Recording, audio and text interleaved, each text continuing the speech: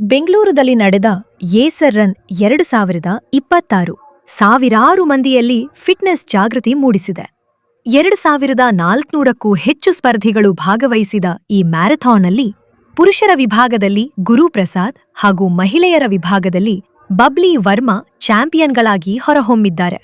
ಬೆಂಗಳೂರುದ ಶ್ರೀ ಕಂಠೀರವ ಕ್ರೀಡಾಂಗಣದಲ್ಲಿ ನಡೆದ Acer run 2026ಕ್ಕೆ ಕರ್ನಾಟಕದ ಆರೋಗ್ಯ ಸಚಿವ ಯುಟಿ ಖಾದರ್ ಹಸಿರು ನಿಶಾನೆ ತೋರಿದರು.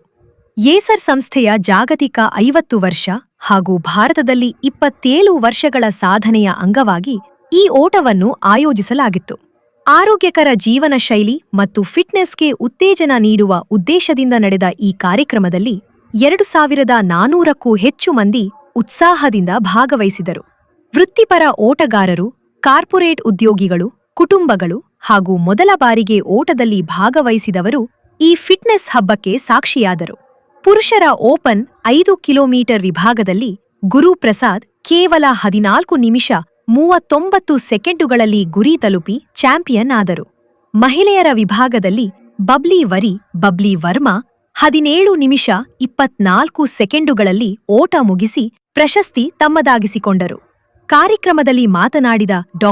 ವಿಶಾಲ್ ರಾವ್, ಜೀವನ ಶೈಲಿ ಕಾಯಿಲೆಗಳನ್ನು ತಡೆಗಟ್ಟಲು ನಿಯಮಿತ ವ್ಯಾಯಾಮದ ಮಹತ್ವವನ್ನು ವಿವರಿಸಿ, ಪ್ರತಿಯೊಬ್ಬರೂ ದೈನಂದಿನ ಜೀವನದಲ್ಲಿ ದೈಹಿಕ ಚಟುವಟಿಕೆಗೆ ಆದ್ಯತೆ ನೀಡಬೇಕು ಎಂದು ಕರೆ ನೀಡಿದರು.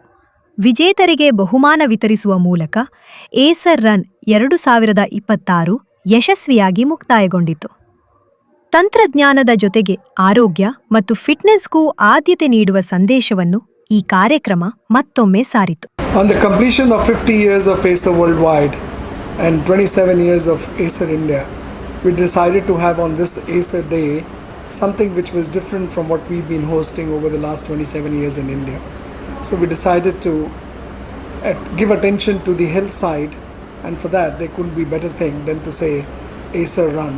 And we decided to host this 5K marathon run where we are able to have people getting to know and giving an attention to as far as their health portion of it is concerned.